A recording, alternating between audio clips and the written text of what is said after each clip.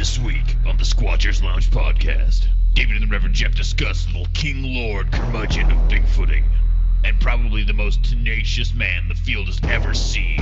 Rene, I'm gonna bag me a Squatch and I don't care what you think about it, Dahinden. If ever a Squatcher there was, this is the guy. It's too bad he never got to see one. And now the man who may have a squatching story or two of his own, the Reverend Jeff Kelly.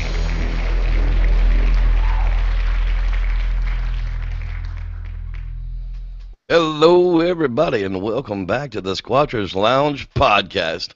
I am indeed your host, Reverend Jeff Kelly, and we are here tonight live back after a couple of weeks off because I went on a pilgrimage to Bluff Creek.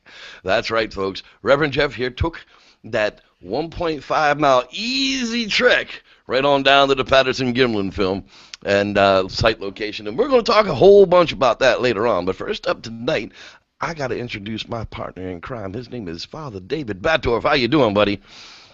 Good. Sorry we're late. Again, it's my fault. You know what, Comcast? You win. You win. I will use your crappy gear because I have to. And, yeah, there's a lot of viral videos about Comcast. By the way, just so you know, I have had the similar situation where I canceled my cable and telephone that was all bundled together to get the better deal on the premium channels. Wasn't watching my TV. Tried to cancel it. It took me 2 hours on the phone to cancel. I'm just over this. So now it's just internet, and it hasn't worked since I did that. So I'm just going to use their gear. End of story. And now we're pinging just great. We got plenty of ups and down streams. This is gonna be a good night.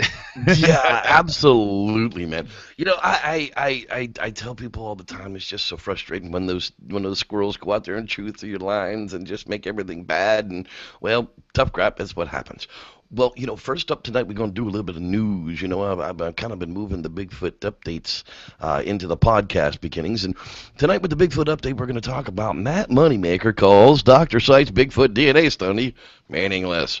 Yeah, according to Guy Edwards over at the Bigfoot Lunch Club, because there was a relatively small amount of material in the sample, only a few hairs in the sample, like most authentic Bigfoot hair samples, Matt Moneymaker says that it's all poo. You know, he's not the first guy that says that, David. What are you thinking about that, buddy? I'm thinking that, like, where did this come from? Well, I know that they recently published a study, and maybe this is some like late come around. You know, they're out in the field filming, you know, and doing all sorts of weird stuff, I'm sure. So maybe that's his first chance to comment. But yeah, we all kind of thought that was poo, and then the study comes out, and it's the same poo. Yeah, it's not even a new flavored poo. So, it's still the same bear poo that it was last time, 6 months ago when he told it was bear poo. It's still bear poo. But, you know, Matt Moneymaker seems to be like the credible voice in Bigfooting. You know, we have our disagreements on many things when it comes to Bigfoot, but I say, hey, I'm kind of with you, Matt. The psych study was poo. It was preconceived. I had an agenda, and it used a television series to get that agenda accomplished. And I say, well, congratulations, you got your agenda accomplished, but none of it had to do with Bigfoot. Sorry to tell you, you should have vetted your samples, and you found you'd only had one primate sample, and you said right in your study that you were looking for primates, and that us cryptozoologists have a whole lot more work to do. Well, you had a bunch of work to do before you spent $300,000 testing a bunch of samples that weren't primate. It's kind of my thoughts on the samples there, Dr. Sykes. David, you got an opinion on that? I do. I mean, the bottom line, like, there is no reason to test something unless you have. Don't spend the money on DNA testing unless you have a reason to believe that you can prove a chain of custody back to a subject. Otherwise, it's just going to be anecdotal. And if the sequences don't match up to any known primate, because, you know, a lot of times they say, well, unknown primate. Well, there's some things that can tell you that it's unknown primate.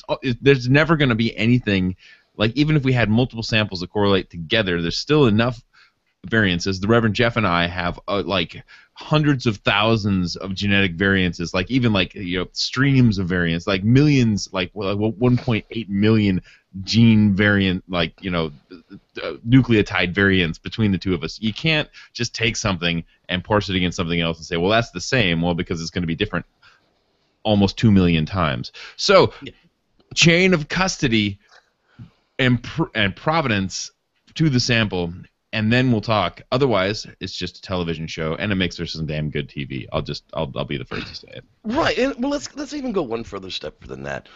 Simple fact of the matter is, okay, forget the chain of custody. Let's just take all the Bigfoot samples. That's wonderful. At least put them under a microscope to make sure that they're a primate in the first place. Yeah. Why didn't we do such a thing? Well, if we'd have done such a thing, there would have been no study to be had, and therefore the bear samples that he had with the agenda to begin with weren't going to be able to be tested or revetted because there was no sample to have because there wasn't enough primate hair submitted to put forth in a Bigfoot study. So they just did them all blindly just as, oh, well, that's science. Well, no, that's not science. That's a terrible waste of resources, in my opinion, is what that is. And then a snow job to say that it still has anything to do with Bigfoot or Yeti at this point is ridiculous. Go out on the bear tour. Go tour on the new discoveries of bears. Oh, wait, there isn't a bear tour, is there? Well, where are you going to take your white paper and your book on tour if there is no bear tour? Well, I guess you got to associate it with something that has that type of conferences, now don't you? David?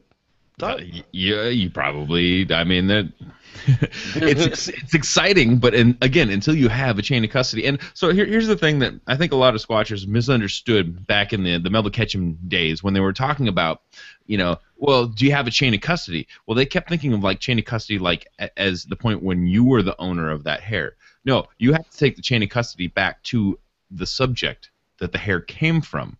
Like the chain of custody, like from the subject to you, is more important than you to the lab. Can you prove the chain of custody from the tree that you got that off from the Sasquatch? Well, no, that chain of custody is always like in all of the samples that went to Ketchum and all the samples that went to Sykes. Like there's the break is prior to the subject, and right. So you can prove it by the time the tree had it, I had it, and it was cared for and documented all the way back to the lab. But the one thing that you missed was attaching that to a subject in a lot of cases. And so, in all the cases, unfortunately. So that's porcupine hair? Porcupine hair? Really? Horse hair? The porcupines are really weird creatures. I mean, you look at it as long hair, like under the quills, and you're like, wow, that looks really weird. It doesn't have a medulla because it could become a quill. But there's... I don't know. There's a huge difference between spending $2,000 on something, like Justin Shot in the Dark, hey, I got this sample, it came from the same area, I got this thing, yada yada yada. Had some people look at it, some people say it's good, some people say it's not. Okay, I want to spend the money to know for myself. Okay, well, we found out that was not the sample from what he thinks that he shot. Right. Like that. Boom. So, that was good for him for clarifying, but the free testing, don't trust it. Send me your samples, don't trust it. Dr. Sykes, Dr. Ketchum, there's nobody who's going to test that for free unless there's some sort of entertainment or advertising gain, something. Right. So stop sending your stuff to. If you think it's good, don't send it to free samples. Do a GoFundMe, start a Kickstarter. There was a guy who wanted to make potato salad, and he's got over $2 million to make a $10 potato salad, and it just shows basically to show how stupid Kickstarter is, and everybody's on with the irony, and now the guy's rich, so they'll probably pull it and they won't fund it. But anyway. Let's take a look at another story that we've got up here in the news now. Apparently, there's a race for the red-haired giant DNA. Dr. Ketchum has announced that she wants to do a study, and she's got a GoFundMe out there for the red-haired giant DNA study that supposedly the Men in Black or the government interrupted the last one. And now apparently Scott Marlowe, the cryptozoologist professor from Florida, he's also now got a GoFundMe out to go and get the DNA testing because apparently he says he has access to the last teeth that are still in the mummies' heads on the privately owned land. I don't know how I feel about that. That's pretty badass. I would say that if Scott's actually got that, we're not going to drum up university interest. We're not going to drum up like Dr. Sykes and Channel 9 or Channel 6 or whatever channel it was, like I think it was Channel 4, but yeah, it was Channel 4. Like I couldn't remember the number. Okay, so like whatever this is, like they're not interested in seeing that study all the way through, because if they find something, we're talking like millions of dollars worth of grants that have to be procured and asked for, and to see this through. This is going to be a 6-year study. They don't have time. Ain't nobody got time for that. Right, ain't nobody got time for that. We got to make entertainment. We got 9 months to put this bitch in the can and get that fuck on TV. Exactly. So, I mean, and where do the points come? And like, is it all focused around this one sample? Is there something else? Like, so there's not entertainment value there. So again, you're not gonna get funding. Private funding, I mean, that's fine. Like, everybody is within their right to set up private funding and to see what happens. I say that maybe Scott's attaching his cart to the wrong horse, but and we will caution against that. Right, he's gone after crazy stuff before. It's not the very first time that we've seen crazy things come out of Scott Marlowe, but I say, you know what? More power to him. Hey, now on to he's got access to it. Yeah, man, that might be the guy to do it. He could be the Zahi Hawass of the Red-Haired Giants. Who knows? Now, the very last story I wanted to get to, I got to talking to Rufus Ray. Now, Rufus Ray has Operation Ultimate Proof. The project's dedicated to funding a Bigfoot specimen. That's right, Rufus is going to take one, put a bullet in it, bring it on down to science. And specifically, let me see, I had an interview with Rufus just the other day. Rufus Beastslayer Ray on Facebook is his actual name here. Let's see if I can find that interview that I had with him just the other day. He said something specifically, and I wanted to make sure that I get it properly or correct here. Let's see here. He says, I asked him what inspired him to do such a thing with this type of operation. He says, well, he was inspired by the research going on at Area X. Overwatch tent on a high-powered rifle with a thermal rifle scope is the way to go in obtaining a Bigfoot specimen. He doesn't have the funds for a 5,000 or 6,000 thermal scope, so he decided to start a GoFundMe campaign. He thought he'd get a little more support in the project, but evidently everyone is scared to have their name associated with it, or Rufus Ray. I said, well, Rufus, why do you want to kill one? And Rufus replied to me, he says, why do I want to kill one? Because I want to hand it over to Michael Shermer and tell him to stick it up his ass. Any more questions? I mean, literally, he said to make sure that part of it was part of the interview. Nice. Well, there you go, Michael Sherman. Rufus Ray says he's going to shoot one, bring it on in, and hand it over to you and tell you to shove it straight up your ass because there's a Bigfoot. It's funny that he says that's the root of it, but he's dead serious. And there are things going on out there, people, that, the Friends of the Forest people would have a coronary arrest over an aneurysm and be praying to the Bigfoots and mind speaking every single night trying to stop these people if they actually knew what was going on. What do you think, David? Rufus Ray got a chance to get something going on? First and foremost, let's just say, like, thermal scope. Like, do you honestly understand how much we argue about the Sierra thermal footage, about the Browns property thermal footage, about all this other stuff? Like, is it, isn't it, is it, isn't it? Are you going to put a bullet in it with that level of clarity? I mean, that's just for me. I'm a huge gun safety advocate. I'm not anti-weapon in any sort of way. I'm just like, you got to know what you're shooting at, like hunting and all that. That's very important. And if you can't identify the sex of something that you're shooting, you shouldn't shoot it. Well, that's pretty good. That's pretty good advice.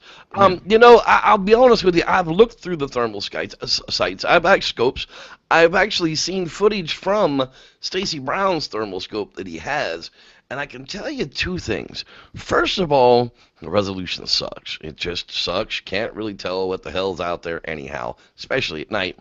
And two, it's really good for identifying stuff you know what it is. You want to go coon hunting at night? Thermal scope's the way to go, no problem, because you can identify a coon climbing up and down a tree and plink him all night long. But as far as a Bigfoot or a hiker or a hippie, or like the end of Willow Creek, some naked woman with a tiger, you really aren't going to know what that is coming through even a $6,000 thermal scope. You'd need a military grade $20,000, $40,000, $80,000 fifth, sixth, seventh gen thermal scope to really get the type of definition to know whether that's hair or whether it's just a fuzzy. Well, and even then, like, you can pick out, okay, well, that, like, even with the cheaper thing, you can pick out that that's not a bear, that's a person, that's a biped. But you're not going to be able to, with certainty, know whether or not you should shoot because we're out there. Like we all go squatching in the same basic kinds of locations, and people shooting at heat signatures that stand on 2 feet in the dark scares the crap out of me. I'm just glad that the technology is out of the reach of most of the squatchers, like financial wise. Here's a little anecdotal incident from our weekend squatching down in Bluff Creek. We stayed down at Louse Camp. Now, Louse Camp is 20 miles from the edge of the end of nowhere. So you go to the edge of nowhere, and where the dirt road stops there and it turns into a trail, you get on it and drive 20 more miles. That's where Louse Camp is. It's literally at the end of a ridge line, at the end of ridge lines, in the middle of nowhere at the bottom of this creek. Now, we had been back there, set up camp, hadn't seen a soul. No, we literally were like the first tire marks into this area, and as long as we could see from the rain came last, and it hadn't rained up there since I think I was there in February. Anyhow, come the first night, we've been doing knocks, we've been doing Bigfoot calls, and we'll get all back into this later, but all of a sudden, here comes this truck, rolls up, kind of takes a look around, kind of points the headlights in a couple of directions, and then turns around and disappears. And we were all like, where the hell did that truck go? Because it literally just kind of like faded into the darkness. Well, the next morning we get out and we find that these people had been camping down yonder when Kip had gone out to go for a morning escapade, come across them and invited them. We had open space to come on back to camp, but they wanted to camp with us. Well, apparently we hadn't taken into consideration that there was another human inside of the 20 miles outside of the edge of nowhere that heard us doing Bigfoot calls up into the middle of the night and came looking to find out what the hell it was. So please don't shoot till you're sure what the hell it is, because it might be my fat ass at the end of Louse Camp with the end of a plastic didgeridoo screaming up into the woods trying to call Biggie in. All I got to say right there. It's a true story. Like, literally, they came to check you out. Like, goddamn, Bigfoot's up there. Yeah. So apparently good calls, by the way. Yeah, well, the truth of the matter is, over the entire weekend, over the entire 5 days, we saw 4 human beings that weren't in our group.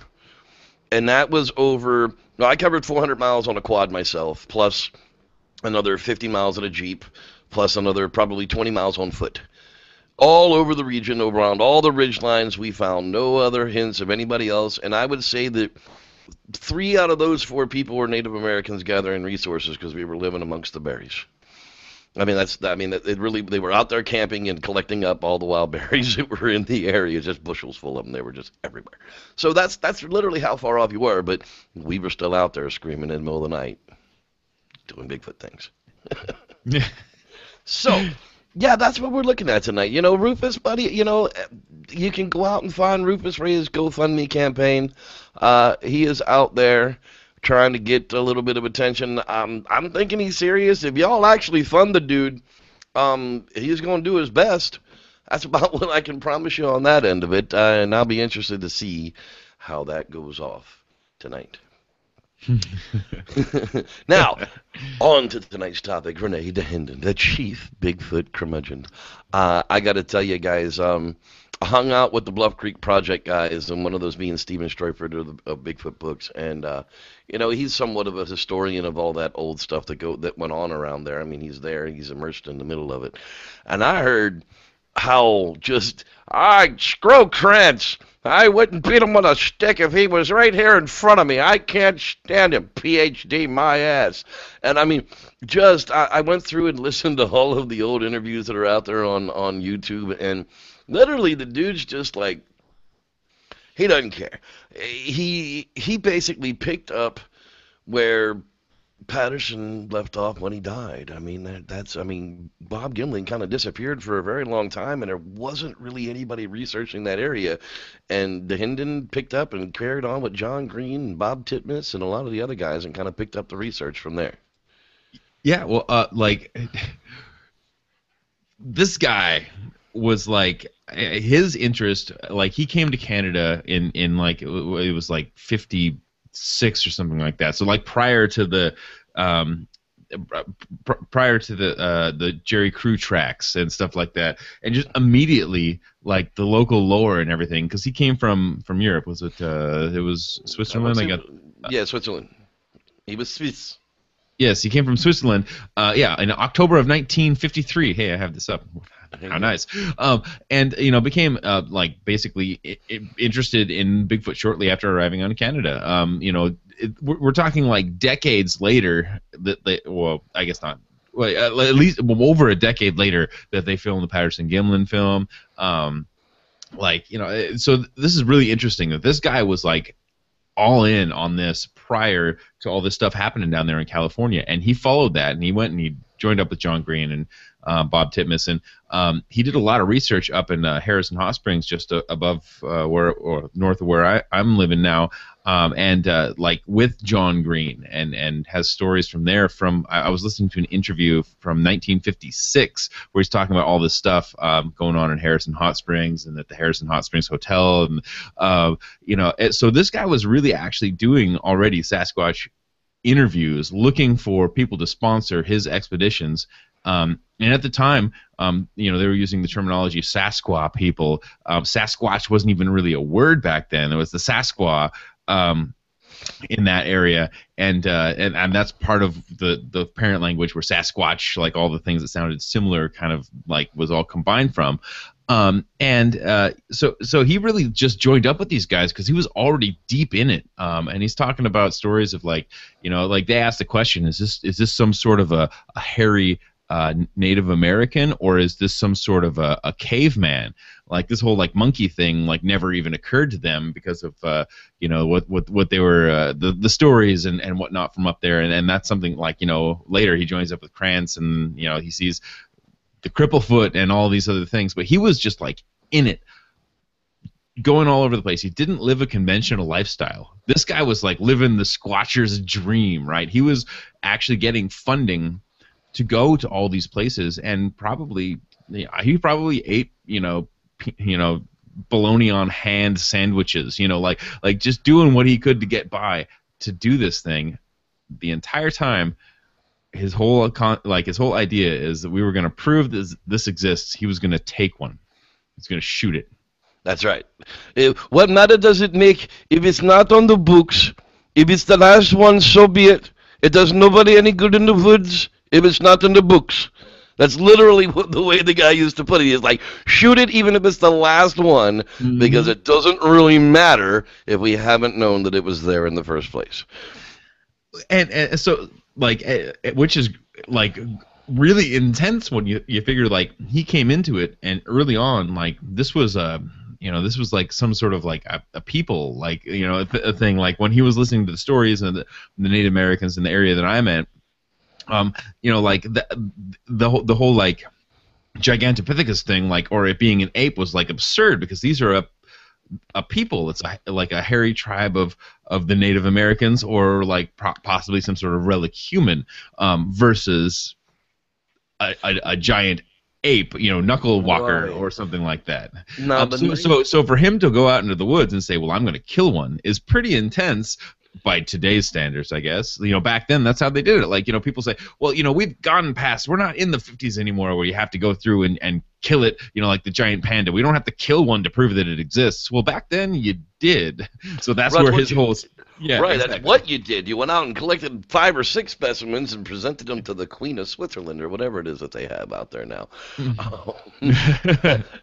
That was one of the things that I saw in the 1996 interview that's out there on YouTube of Dahinden's presentation. He really goes and picks apart Kranz's book about Gigantopithecus this and the Walla Walla Washington prints, and how can the tracks that over 6,000 tracks that have come out of Bluff Creek from the 50s and 60s and 70s, over 6 different individuals, all look like they have one morphology, and then, Handfoot out of Walla Walla, Washington, is all of a sudden to be considered correct as well.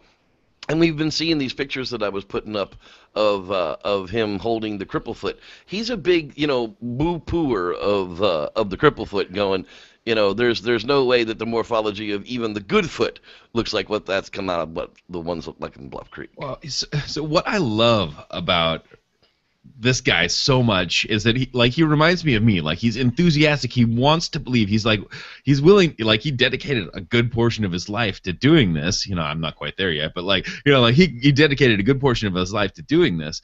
But at the same time, as he was, he kind of understands that you're going to pass at some point, and he looks at somebody and he's like, I've been looking for this thing for 40 years, and I haven't seen it. That says something. And I'm not, who knows what he means by that? But he was willing to let it be not real, but everything pointing to the fact that it could be an extant species.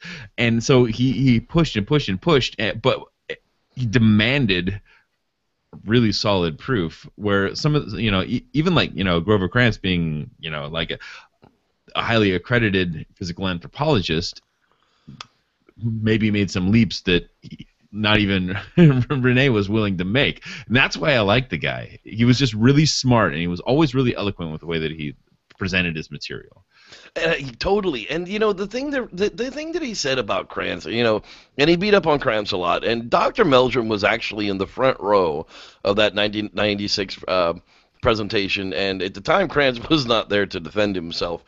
But, Dr. Meldrum tried to defend Kranzt on a lot of levels with the things that he agreed upon with Kranzt.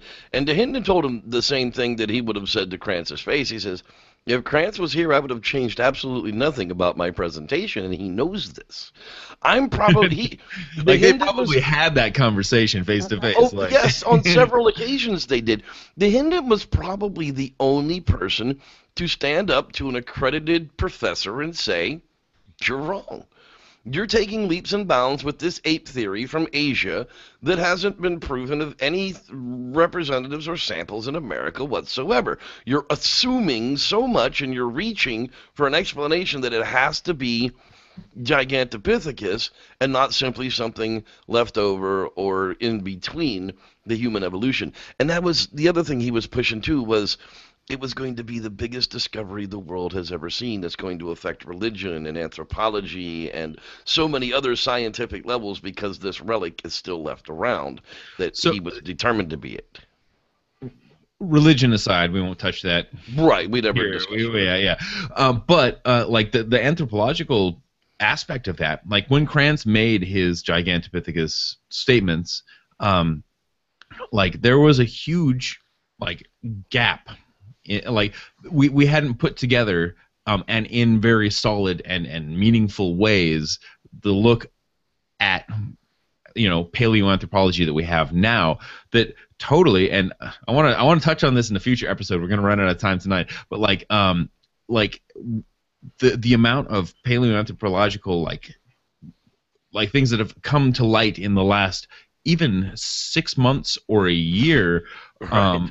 Let alone the last 45. Well, 45 years aside, the last, as of, it was less than 7 years ago that we found out that Neanderthal might not just be related to us, but might be integrated with us.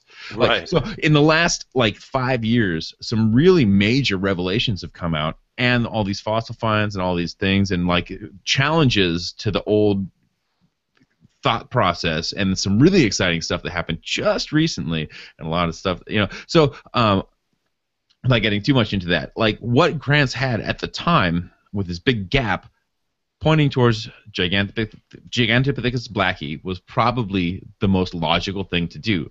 But if you look back now, it's like the worst idea. Like there's like 6 other good examples of what we could be looking at for an origin species that doesn't include this niche environmental, like ecological ape that is probably extinct based on an event that we can actually calculate. So, don't fault Kranzt for his ideas at the time. Like we said, he's a stubborn guy, but also at the time when Rene was challenging him, because none of this in as of Rene's death has really come to light. I'm just going to play like the level field here. None of those things had come to light, so it was Rene who was taking the leaps then. Right. But now, with today's knowledge, it would be Grover Kranzt who had taken the leaps to go back to the big monkey. It seems exactly that Rene Dahinden was probably 40 years too early of his, or well, not even 40 years, just 20 years ahead of his own time to be in research. If Dahinden was a young man now, in his late 20s and 30s, with the developments and everything that came along now, knowing as well being there in the 70s, so if he was, say, a 50-year-old man at this point, not when he started in the 70s, he would have been alive along that whole progression and said, yeah, I told you, see, back in 72, I told you that this stuff could be possible. And, here it is now, 2012, and I was right. And that's really what he was pointing at, was stop overthinking it. My thoughts of the Cripplefoot, back in that time, they drew in all this extensive, bone structure to why that foot might have looked like that from being crippled, because they had to find a reason for that track to fit into the trackway that looks like all the others. When I say simply now that we know that the track is a representative of what the foot did in the substrate, and not a representative of what the foot looks like, it could have simply been a repositioning that's what captured in the plaster. But then I get reminded, oh, well, they found other tracks of that Cripplefoot later on. And then I go, yeah, I had to think about that the whole time I was in Bluff Creek. Those tracks were found by Ivan Marks later on. So the initial track casting could have indeed been legitimate and just simply a repositioning in the substrate. The cast was tracks, that's why it looked weird like that. But they overreached so far that they had to put in and draw in the bone structure to make it look so that it would fit within the data set of all the other normal-looking footprints, when it could have just been a repositioning, and the fact that Ivan Marks faked the tracks later on from the cast that was already taken.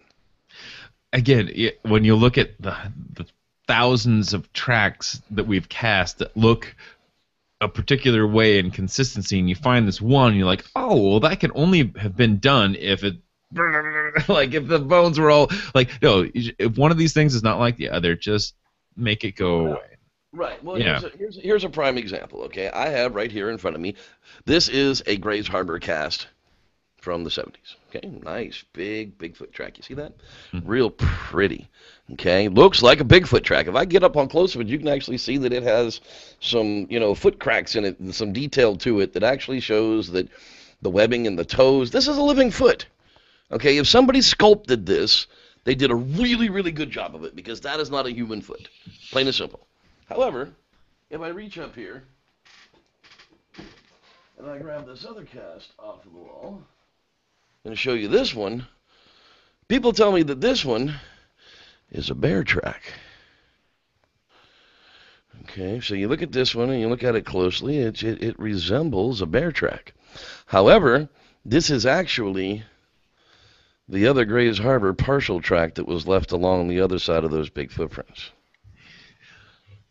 So again, so if one fits and one doesn't, we have to throw this one out until we find other half tracks from other trackways that then make this one legitimate once again. Oh, crap.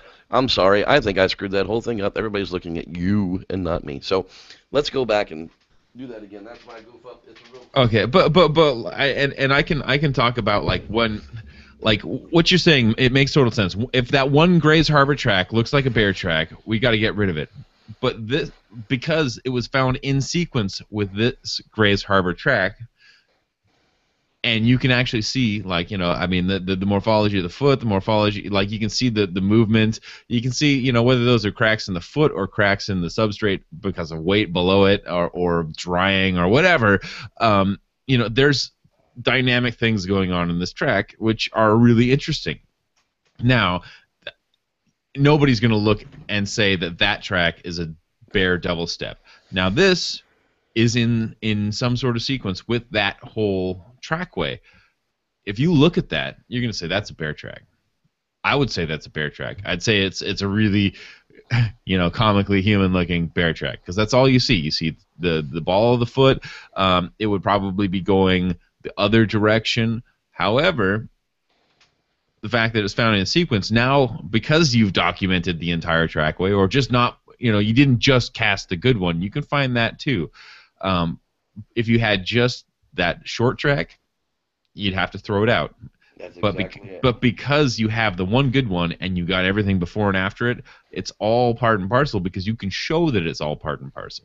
That's it. So, this would go into the Bigfoot dataset when it was initially found. This one would be a curiosity. I'm not sure exactly, even though it's in line and it should be, because it doesn't fit the normality of what the dataset of Bigfoot tracks would be. It has to be excluded until such time that you find a bunch of half-casts in different places around the location of the area, and we have other half-tracks to compare it to. Otherwise, it's just interesting. It's a shame he didn't step that hard on it. In fact, this actually shows more morphology of the Bigfoot foot in the mid-tarsal joint, because it doesn't have to put its heel on the ground to continue walking like it did here. Maybe it had a thorn in the heel, maybe it had a cut on the heel, maybe the substrate was rocky and sharp on one side, who knows? Yeah, well, so I mean, and the interesting thing about that is how big the pad is there. Like, we can all walk on the balls of our feet, tippy-toe, down through the sand and the muck or whatever, and that's probably a really good way, especially if it's slippery. But which that's a really nice. Here's another thing. People say that Sasquatch has an archless foot. I mean, there's a pretty. I mean, again, this is dynamics of this is like the perfect stamp. But that there's a pretty good arch in there. I mean, for somebody with me like me who's got flat feet, I'm like, that's not too bad. This bubble up here is that part that I'm talking about in the cripple foot. This piece here. That very well could have just been a repositioning, because that track was actually cast in the snow, which would have allowed the toes to kind of sink down into the snow and grab substrate weirdly, because it didn't grasp it right in the first place. That's what toes do, especially ones that aren't crammed into shoes its whole life. They're dynamic. They're used to grip things. So, that was a very good example of what they're talking about there with what the footprints should look like versus what they do. Are the Walla Walla tracks some kind of really old track and left over behind and something's been foraging in it? I don't know, but it doesn't fit. We kind of have to exclude it, don't we? O.J. Simpson says so.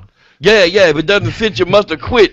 Yeah. But I think the bottom line here is you have this track, this Cripplefoot track that everybody is like, it's acclaimed. It's been a big deal. And, why I love Rene is because he was the first guy to be like, like, it doesn't fit. Like, it may be, but get rid of it. A crippled Sasquatch doesn't help us find Sasquatch, like, basically. So that's the whole point there. I mean, like, what good does that do aside from like, oh, there's this really weird footprint that we'll never be able to recreate. Right. And that's, it's like, ooh, isn't that pretty? So, that's the big end of it with Rene Dahinden and closing out the Four Horsemen series. He was the curmudgeon. He was the guy that just says, stop sticking to what everybody else is just thinking, and let's find this thing first. Let's put this thing in a bag and take it into science and let them decide what it is. Let's get it on the books. Let's not let it roam around in the woods and get lost forever, even if it's the last one to shoot it. It's kind of like we're going to need a bigger boat. Y'all know me. Y'all know what I do. The whole big part of the Four Horsemen, Kranzt included, was put it in a bag, poke at it, let's figure out what it is. After that, we'll figure out if there's more. And, in modern times now, we know that there are considerably more than the animals running around Bluff Creek. I mean, we've got enough documented sightings, believable, credible footprint casts, to say that they roam from at least Northern California through the Canadian West. You know, guaranteed, at least on the Pacific side of the coast, that there's going to be a couple of thousand animals. Yeah. But again, like, the culling of that. What is the damage? What is this? What is that? You can argue the biological and ecological aspects of that. But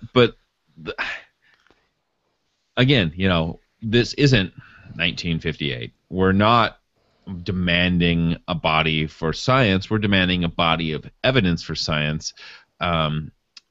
Yes, it's easier to just grab a body, but you got to find it first. So you have to have a body of evidence to know how to find it, to be in the right place at the right time with a rifle. Can you not document it in some other way at that point? Like that's my whole argument. Is like we have progressed past this. Like, yes, we do take some insects and some other things like that, but we're trying to document new species of primate with game cameras and other things like that, baiting, and yes, we do sedate them and other things like that. The skin tag DNA analysis from the darts, stuff like that. Versus, we don't need a whole corpse on a slab. Although, for the physical anthropologists of the world and the people that are interested in relic hominids, that's kind of going to give you a hard-on if you have Sasquatch laid out on the table and you get to actually perform your duties on that sort of thing. Yeah, and for me, like, honestly, like, I've been an advocate of the no-kill thing for so long, and I've looked into this, that, and the other, and like interested in protection, but you literally almost have to kill one to then place on protection. So here you are, you're in this cyclical thing, like, and I'm gonna do like Cletus and probably like Rene, like, I'm not pro kill, I'm pro find. Right. Yeah. Let's not worry about going out there, whether it's human, whether it's an angel, whether it's something else. Let's just go out there and be pro-find. Mm-hmm. That way we can understand later on what it is. Yeah, it's kind of one of those things that I'm down with putting one in a box. Let's put it in a box. Let's poke around in it. Let's see what the chest cavity looks like. Let's find out if there's something to this infrasound. Let's map the genome on it. Hell, we're mapping the genome of friggin' frogs now. Let's do it to a biped. Let's do it to something that's worthwhile at this point. Frogs are, let's stop wasting $30 million mapping the genome of a frog. But well, like, you know how many frogs there are versus, like, hominid apes? Like, that's ridiculous. Yeah, I know it sounds ridiculous and all, but the truth of the matter is it's got to be done one way or another. Somebody's got to do it. And what does that mean? I don't know. I really don't know in the end who's going to do it, but somebody is. It's going to happen. Somebody's going to put one of these things in a box. It's going to happen. And well, what are we going to do when it's the wrong people? Exactly. What if Rick Dyer actually had a body, which he never will, by the way. So the next time he says he does, he doesn't. But like, what if Rick Dyer actually had a body? It would be a complete scientific waste. Yeah. Now, if again, like, let's go back to tonight's topic. Like, if Rene had harvested a specimen, the first thing he would have done is, like, driven it up straight to Grover Kranzt, physical anthropologist, University of Washington, dropped on the table like, "There's your fucking monkey." Right. Exactly. Like, "There's your damn monkey. Now shut up. Now shut up. Tell me what it is." Sort of like Rufus wants to shove it up Sheridan's ass. Yeah. Like, but again, like, that's I'm sure a back and forth that they had, and I'm sure it was comical at some point. But if you're gonna do it, why are you doing it? Is it to shove it up somebody's ass for personal reasons, or is it to make one of the greatest scientific discoveries and to do it properly? Like, do your homework. How are you going to handle this thing? Like, make a plan. Like, if you're going to do it, like, to make it worthwhile. Because if one goes wasted, I'm going to be pissed. Yeah, well, and that's the scary other thing of it, too, is I guarantee you, if there's an active area somewhere that really has animals on it that are locatable, there's black market hunters trying to kill it. There are people who will come here from other countries that will pay a $10 million bounty if somebody can actually track them and let them shoot a Bigfoot. They'll worry about getting out of here. They got the money. They flew in a private jet. They've probably got a dry ice cooler sitting on the private jet to get this stupid thing back to their private taxidermist in Wijambu or whatever the hell country they moved to. But that's going to happen even more and more once these things are on the list. You won't even get these $10 million hunters anymore. You're going to get bounty hunters that they poach, man. There's a lot of money in it, and that's going to be scary. So those of us that are out here trying to prove it for science reasons aren't really doing it for the benefit of the Bigfoot, because the benefit of the Bigfoot is probably going to be better off if we just leave them the hell alone. Well, so here, yeah, that's the main point, and the people that go well, if they're found to exist, and they go all poli-sci and economics things, Forest Service versus this, that, and the other. And let me tell you, just for Department of Natural Resources and even private logging concerns are probably some of the best places to go looking for Sasquatch activity from what we found, everywhere that we start to look. Back to Jerry Crew, New Forest Roads, and so maybe that's not as much a detractor as we think it is, and so anyway, I'm not going to go into that whole poli-sci thing. It's like religion. Politics and religion do not belong in the Squatchers Lounge, by the way. Nope, that's exactly right. Good Lord, that's the fastest way to get into a friggin' argument. So yeah, that's where we're gonna leave Rene Dahinden. Sadly, the guy, he passed away in 2001 in the old folks' home. In the 90s, well, we're gonna get into all that in just a minute. Cover him a little bit more, but basically after the late 90s, he wasn't really able to research anymore, and he retired to a home, and he died. He passed away in 2001, pretty much keeping all of his secrets to himself. He never really wrote a book, other than his public speeches that are out there. They're really his real research stuff that was really deep to his clip that he kept close to his chest is kind of there when he died. And we almost lost the film site, and that's where we're going to get into the very next segment of the show is my pilgrimage down to Bluff Creek with the Bluff Creek Project. Facebook.com/Bluff Creek Project. No just Facebook.com/Bluff Creek Project. These guys, dude, all I can tell you is these guys are legit. Just square up. I mean, every single one of the members of the Bluff Creek Project is just Rowdy Kelly, superstar, friggin' Hollywood location scout, all around badass explorer, wild wilderness hiker, animal handler. I think he probably owns a brothel and kills cowboys on the weekends. That dude is a beast, and this was really the first time I got to hang out with him any personal time. I got to hang out with him when we were filming with Finding Bigfoot up in February. But yeah, the Bluff Creek Project guys. Dude, if you don't know what this project is, basically, throughout after Dahinden's death, Daniel Perez was the Bigfoot historian, or attempting to be, just blabbed everywhere that he knew where this site was. And, he had the mark on the map from Dahinden himself, and he was going to go down there and find it. And, expedition after expedition down into the location, and he's marked it on maps and put it out on his web pages and put it in his book, and, well, damn it, he was wrong all along. So the guys in the local area got together and formed the Bluff Creek Film Site Project, and with all the maps and the locations and the stuff that was posted online, they went searching for the film site starting in 2009. And after 2 years of really beating it up and trying to find it down there, and basically they rediscovered all the old sites and eliminated them as they weren't the correct site, so that they could go on to find the right site. After 2 years of doing all of that, they finally located the sandbar, and that's when the project started. Now, David, what do you know about the project so far?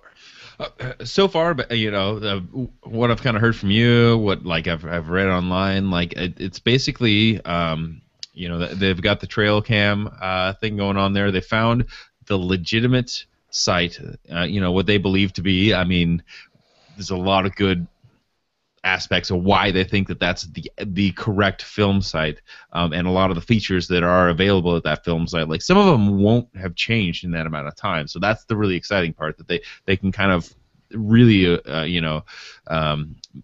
get in there and measure all that. But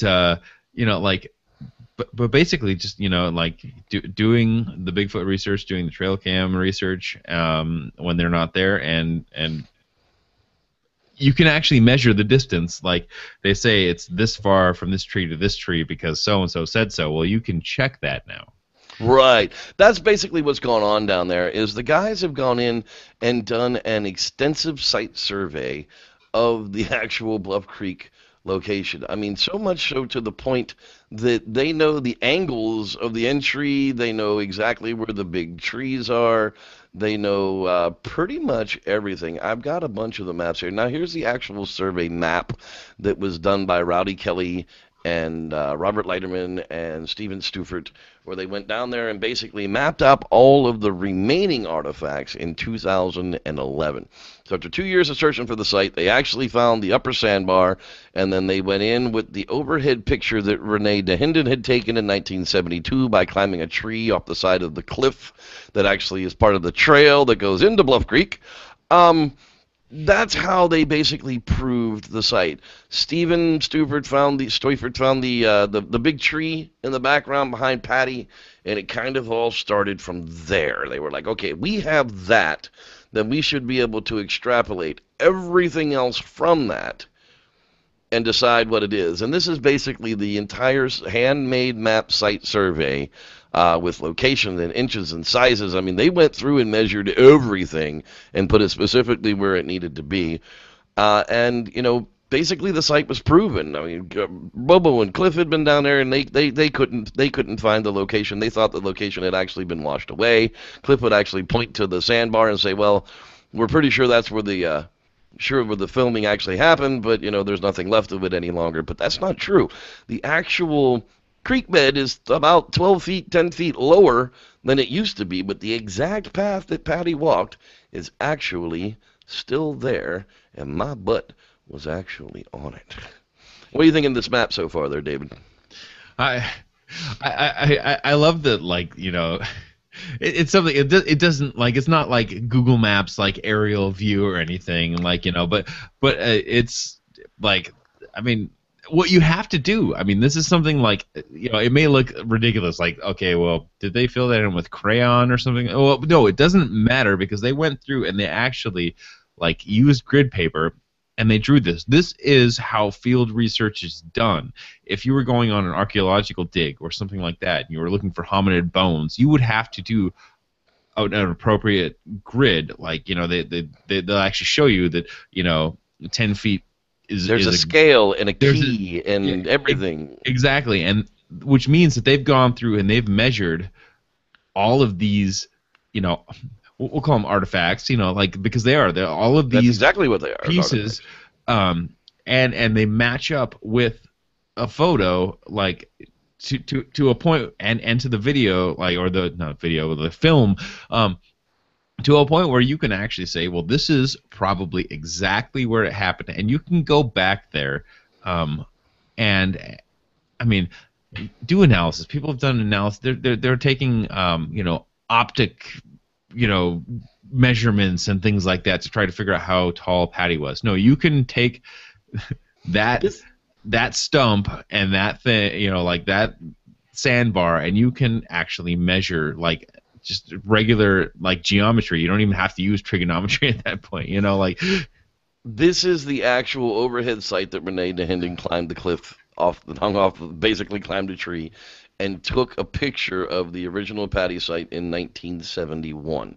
So this is 4 years after the Patterson film was actually taken. This is what they used to go in there and find the actual artifacts, because the place had grown up. That was the problem, is why the site had been lost, is because the riverbed had cut in, and there have been subsequent floods that come through there, and the river kind of takes a little waggle around that sandbar. But the fact of the matter is the log jam is still there.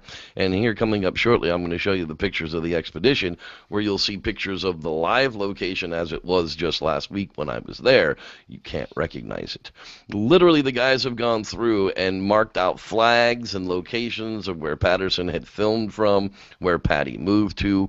They've marked certain artifact flags on some of the stumps that are just readily identifiable in the movie. And the fact of the matter is everybody who couldn't find the site before has now come to the same conclusion that this indeed is the actual film site location. And that was the important part, was, making sure that that wasn't lost to prosperity, because if this is indeed the greatest Bigfoot film still in existence, then it's important not to lose it. Exactly, and that we can, you have a physical study of it, not just like the film doesn't tell us anything. Like, the exciting part for me is that there's people that can actually go out there and they can measure real things, they can measure real angles, and they can use that the camera information and parse it against everything that's been said before and say, you were close, you were right, and you were wrong. And so this is the size of the subject. This is what we're looking at. It's bigger or smaller than Bob Hieronymus for a fact, because we have all these factors. I mean, that's really, really good information to have. And the good thing that you brought up about Bob Hieronymus, and now he's going to be a subject of a future podcast, but something that I didn't actually realize until it was explained to me over the week was the fact that Bob Hieronymus put the film site 30 miles from the actual location. So he doesn't even know where it is. I mean, he's never actually been there, so I guess he would kind of just guess where it was at that point. And since Roger was dead and Bob was missing and not saying anything, he could make up whatever the hell he wanted. But simple facts of the matter is Bob Hieronymus couldn't find this place if he had a map to it, a compass, a GPS, and 7 guys to show him. So, guy in the suit, it wasn't Bob Hieronymus, that's for sure. And I can tell you, we'll talk about that in a little bit, how I really feel about this particular location now. David, I know we and I were talking pre-show. You're so excited about seeing the pictures and hearing the stuff that was going on. You want to come down and see us next time and possibly go out on the expedition with us? I am so in on that. I mean, just to be in that area would be cool, but also just to do some legitimate research, and meet the guys down there, because I mean, they're all great guys. I've had back and forth with most of them, on the interwebs. But I would love to just get around a campfire and talk to those guys. And that's get around the campfire, my butt. Get down the trail along a rock slide and hustle your butt across the gully and cross where the bridge used to be, and then get down to the creek bed with these guys, because that's actually more fun. That's for sure. Yeah. Okay, so here's some pictures from the expedition. I'm not going to share a lot because there's actually a movie in the works. The Bluff Creek Project, the movie is in the works. The sponsor promotion is actually just about finished. I got to make a couple of edits and it will go up tonight. But yeah, the movie will probably be done in about 10 days. I'll probably have a rough edit for it, and hopefully be able to release a trailer that everybody will be able to check out. But it's such an epic set of videos and information out there that you won't want to miss it. But you'll be able to see the first 7 minutes of the movie in the Bluff Creek Project sponsor promo. So don't worry, that's actually going to be coming up probably at midnight tonight. I should be able to have that released. So here it is. We'd actually been at camp. We got out to camp. I want to say it was late. We had left the bookstore. It was well after 2 o'clock. I got to meet Rob Fields, the producer for Inspired by Bigfoot with Bill Lee.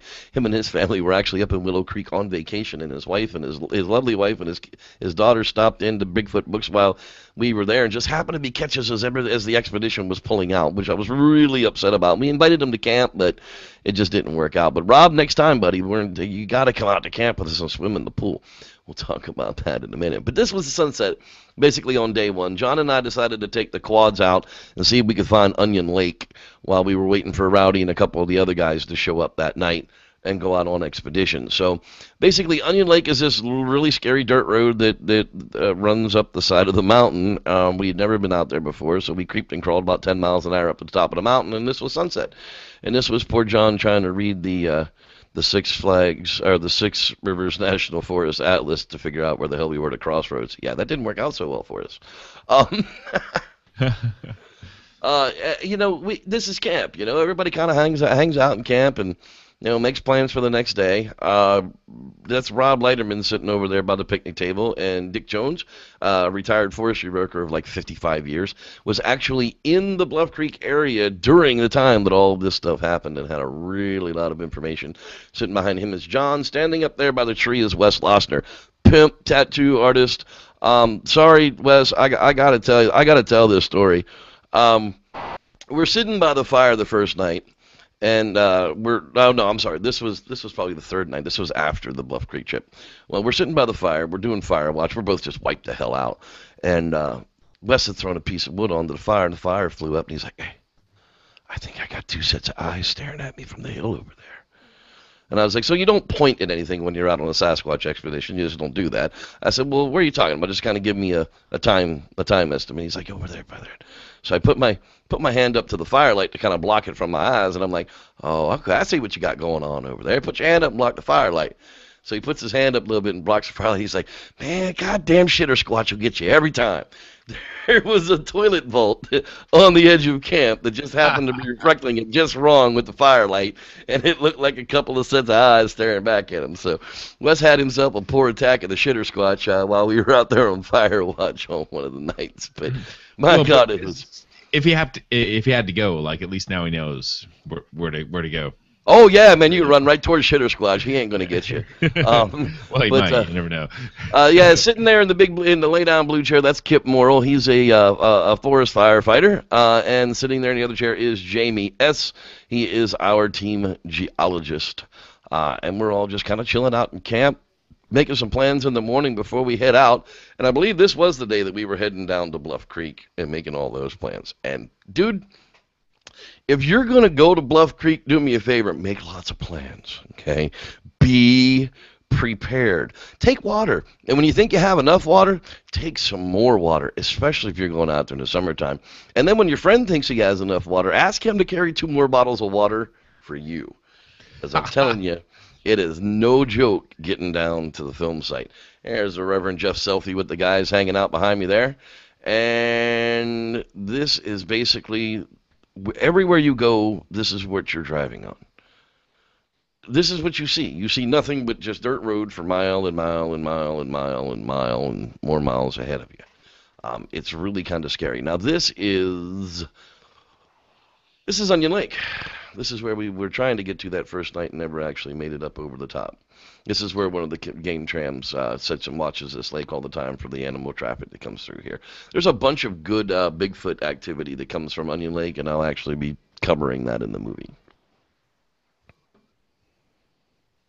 Were you looking to say something? I didn't want to catch up. I'm sorry. I'm like, yeah. That looks like a great spot. Like I said, again, hard to tell. But I'll be honest with you, for squatching, Onion Lake is a much better campsite than Louse Camp is. Louse Camp's a big, good expedition camp, and there's fresh, clean water to stay clean in. But as far as squatchy goes, yeah, not so much, because you can't hear anything over the creek, and the creek is creepy. It sings to you. There are banshees down there, and there's always a teenage girl party going on till 3 a.m. It's the creepiest damn place, man. It really is. The giant friggin' redwood's so big that my hammock straps actually didn't fit. I had to extend them with paracord, just as far as the eyeball could see. There's John on the other side of Onion Lake down there, and if you look really close, there's 3 guys underneath a tree there. You see those 3 guys there? That's Stephen and Jamie and Robert Leiterman down there actually working on the game trail cam. And somebody found that cam. Actually opened it up, and they keep a note inside them that says, "Please don't steal me. We'll erase any humans that come across the game trail channel." So they actually left it behind. So that was kind of nice of them.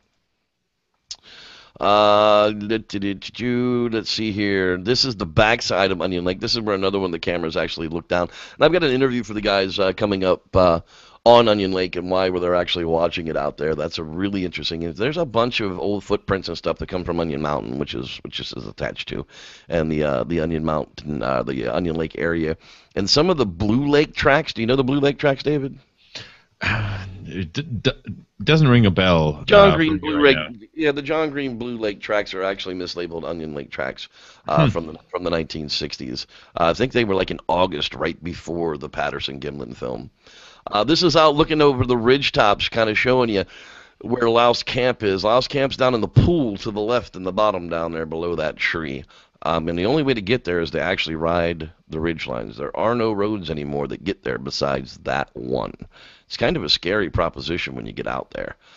This is after the Onion Lake expedition where we went up and retrieved the game trail cams. We're going through all the pictures in the video. They found some cats. There's some small bobcats. There's some black-tailed deer. A couple of bear on the cams. This is the pool right behind the camp where the guys were swimming every night, and it was in Willow Creek where the guy got naked and went swimming. This is actually directly down below Louse Camp. It's an awesome place. I mean, it's just I had just gotten out of the swim. Literally just gotten out of that deep pool behind me and gotten dressed, and I put that cold bandana on. Duck face. Yeah, I put that cold bandana on my head as I was taking the selfie, and the cold water dripped down my back just as I was taking it. Now, this is going into the film site. This is the bottom of the trail. I literally could not take a bunch of pictures coming down the hiking trail to the bottom of the canyon. It was a rugged, rough trail ride, and if you look at trail walk, there's no ride to it. And if you'll look, every single person in the pictures that you're about to see that we go through has a hiking staff to keep crap out of their face. I mean, it's rough going into this. And this trail, if you don't see it at the bottom of the hill, if you don't take it, you're probably not going to get to the film site because you can't get past the log jams, and then you're going to get lost in the woods. So I would not suggest trying to find the film site just by GPS coordinates. Definitely go with somebody who's been there before, or get some real specific directions from somebody you trust, because I don't want to get lost out there. There's lots of stuff out there that's going to eat you. Yeah. One of the things... Go ahead. And the whole idea with GPS, and like whether you have a topo GPS unit or anything like that, like you have to know how to get there, and following your path back is easy, but getting there is still really difficult, and you can get way off course with GPS, because in places like this, and places where, like, you know, the GPS barely works. Yeah, exactly. It'll put you like hundreds and hundreds of feet off of where you actually are, and that in some situations can lead you into dead ends that you can't get back out of. Like, I remember hearing the GPS going, "Your destination is 400 feet on your right. 3 miles later, your destination is 800 feet to your left." I mean, it doesn't even understand switchbacks. You know, It's just like, But one of the things I wanted people to notice, too, is you see the substrate that he's standing in? That's it. That's what you're walking in. Loose, rocky, sharp, round, slippery, all the way down the mountainside, clear down here past the rock slide, and down here to the bottom of the riverbed is all just nasty crap. And it always has been. Which is, like, it's great if you're making arrowheads, but, like, it's not so good for casting tracks. Right. Now, this is the infamous Bigfoot birthing station at Bluff Creek. Some out there actually claim that Bigfoot will come here and specifically lay inside of this rubble stick structure from a flood and give birth to Bigfoot, although no prints or hair or afterbirth or pictures or Mindspeak has ever actually claimed to have witnessed such a thing. This is the infamous Bigfoot birthing station. Yeah, tell me they've done one of two things. Put a trail camera on it, or a tinfoil hat with a string connected to another tinfoil hat at Louse Camp. I believe there is a cloaked trail cam pointed directly at it. So Okay. as soon as the cloaked Bigfoot show up, the cloaked trail cam will be able to take a picture of him. Well, but which reality does it have to like pop in and out of to? Yeah. Anyway. Exactly. Which dimension? Which string does it have to pull? Now, Yeah. guys, what you're actually looking at here is the sandbar that Patty walked across. This is looking directly back into what has become the upper sandbar that Patty walked through.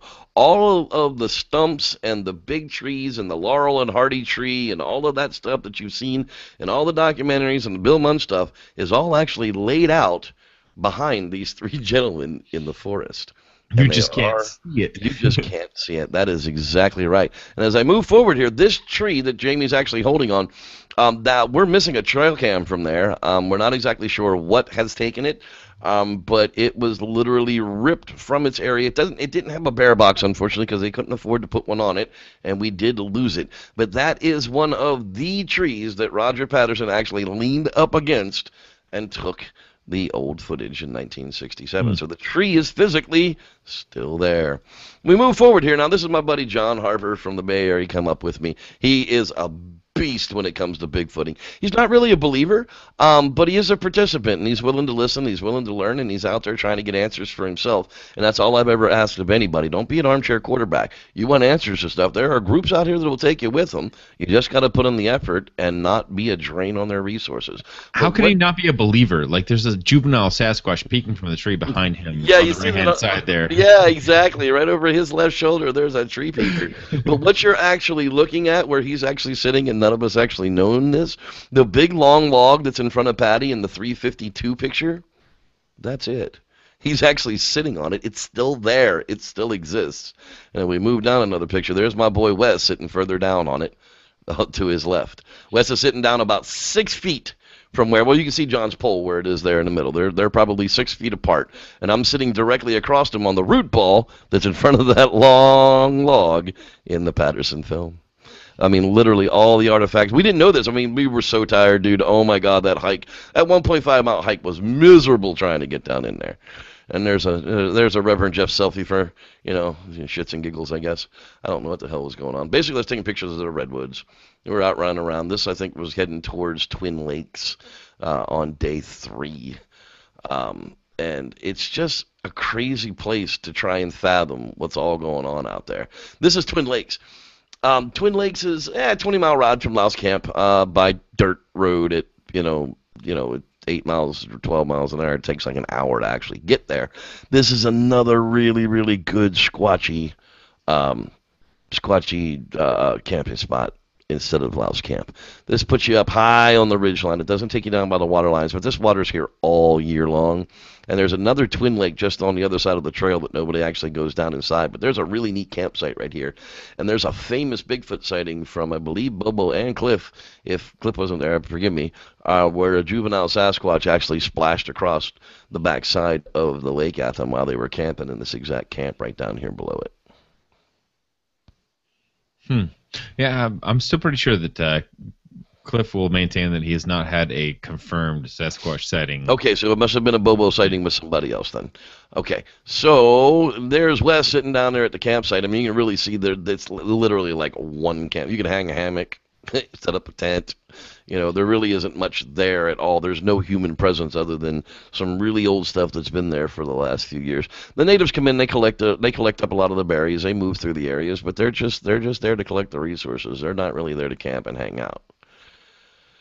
Now this is Mosquito Lake. Rowdy took us up there to do an aerial flyby with the drone. They're doing an aerial data study of the growth patterns of the hairs, of the grasses and the trees, and how high the water levels are. So he took us up there with the drone, and we were running around, checking out the area with the drone and catching the footage that we need, checking for tracks and that type of thing. There's big old Wes hanging out again. What's up, buddy?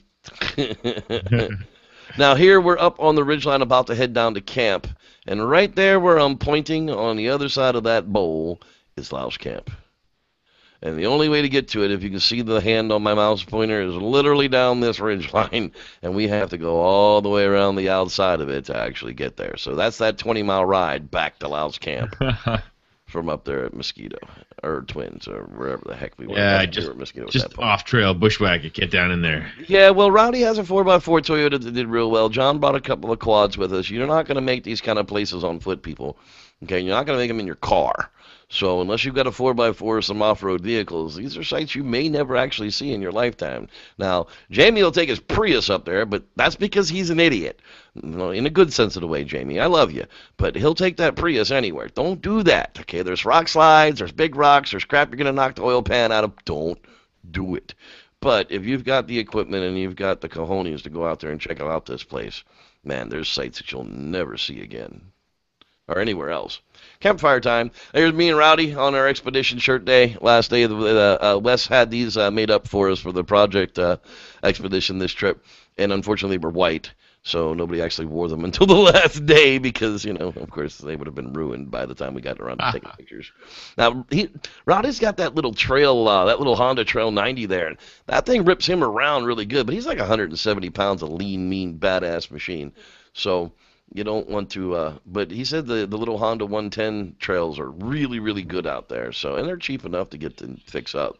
So you don't have to have $10,000 worth of quads to get things running.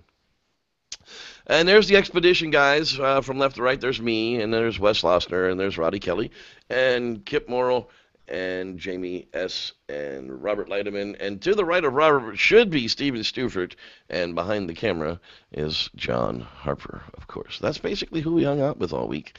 This is the Bluff Creek blowout where the flood blew out the new rain down from the Bluff Creek into the Klamath, which changed everything, which allowed the Patterson video to be taken in the first place.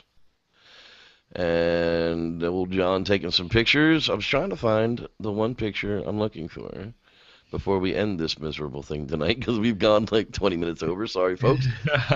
There it is. The M.K. Davis poses with the Bluff Creek access. John and I drove past this thing. We didn't think it was the sign. It looked way too small from the road. So when you guys are going out of town on 96 towards the new Bluff Creek access down there, that's the sign, guys. It's got a couple of bullet holes in it. That's it. It looks really small from the car, but when you go out there and stand next to it, it gets a whole lot bigger. And there's, of course, my M.K. Davis pose from the trip. Hi, I'm Jeffrey Kelly, and I thank you for your time. And so, I'm Jeffrey Kelly, and I was standing at the Bluff Creek access. That's right. Yeah, folks, I don't want to share too much of what's going on with the pictures and the video that's going out there. I'm sorry, I'm being a little greedy with it. My friends will get to see it long before you guys will. But the Bluff Creek promo's coming up, and that tells what the project is really going on. And I'm going to have the guys from the Bluff Creek project come and join us here one night, at least some of them, so we can really get into depth about what we're trying to do out there over the next couple of years. So basically, if you guys want to help us out, you can go out to the Indiegogo webpage and search for Bluff Creek Project. Our summer campaign is up there. You can donate as little or as much from $1 to $100. If you send us $300, we'll put a game cam camera up with your name on it, and when we post the videos up, we'll label it as the donator that gave us the camera. So check out facebook.com/Bluff Creek Project or email us at bluffcreekproject@gmail.com. What you thinking, David? For me, Bluff Creek's so far away. When are you going to come up here? Well, yeah, that's another big thing. We haven't really announced that to the public. September, second mid-September, be flying up to Washington, and David and I are going to go Bigfooting out in Grays Harbor with the Browns and check out the Browns thermal footage. So there'll be a movie made about that one too, people. Mm-hmm. Don't think the Reverend Jeff is going to forget about that. Oh no, this is just the start of all the glory that's out there. There'll be a Sierra Evidence Initiative movie this year. There'll be a Grays Harbor, there'll be a Squatching with David Batdorf. There's going to be the Squatchers Lounge podcast, the Bigfoot movie. That's what Squatchers Lounge podcast, the Squatchcation. The Squatchcation, that's exactly right. So don't worry, there are really huge things coming up in the works. Speaking of huge things, David, what are we going to talk about next week, buddy? Oh, man. We've done the Four Horsemen thing. We've gone through that. I think one of the big Bigfooters that's really left, he's kind of under the radar. Not a lot of people talk about Robert Morgan. Robert Morgan. Oh, yeah, the Bigfoot Field Guide. The Bigfoot Field Guide. Now, this is something I think that, with Jeff and I stay away from the woo-woo, but we're into the real research. But this is somewhere where this kind of coalesces, and there's probably some good stuff. I think we should talk about that next week. Absolutely, and you're going to give us a 5-minute science on your new Neanderthal theory based on the new evidence that's come out over the last couple of weeks, right? Not Neanderthal, Homo erectus. Homo erectus. I'm sorry, the erectus button. Australopithecine. There's some really exciting stuff that's come out, and I'll actually put something together worth talking about next week. Sweet, and I have a super secret announcement that even you don't know about. It actually happened. Secret, Jeff? No, actually, it happened while we were on the air, so I didn't really have a chance to send you a message about it. But here it is. We are going to have a special guest next week. Our special effects buddy is now back off of filming a Valley of the Sasquatch. Doug Hudson is going to come and join us, and we're going to talk about what he's got going on as well. So it should be an epic show. Doug is always a blast to hang out with, and he'll be real interested in hearing about the Robert Morgan field guide information when we take him squatching with us out in Grays Harbor. That's right. Doug's actually going to come and join us for at least one night of adventure. Come, Doug. It's going to be good. I talked to the fellas over at the 40 and Slip, and we may have a special visitor that comes along with that special guest. And I also talked to one of the other admins over in the lounge, that guy there, Mitchell Wilson.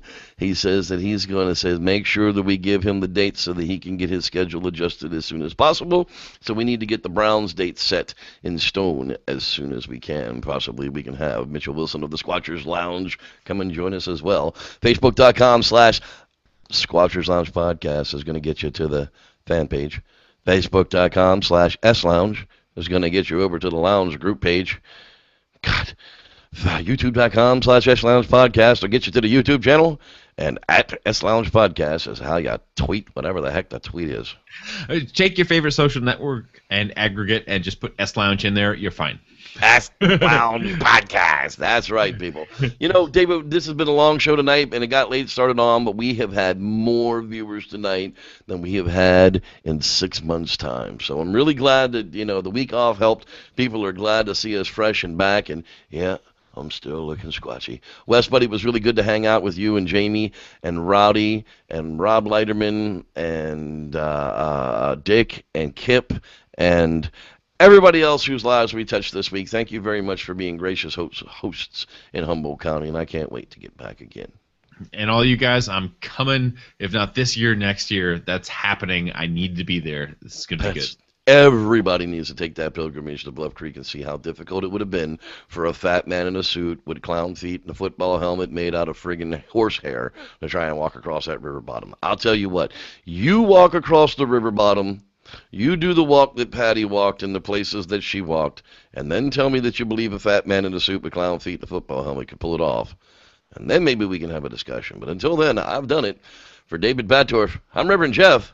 Thanks for joining us. May the Squatch be with you.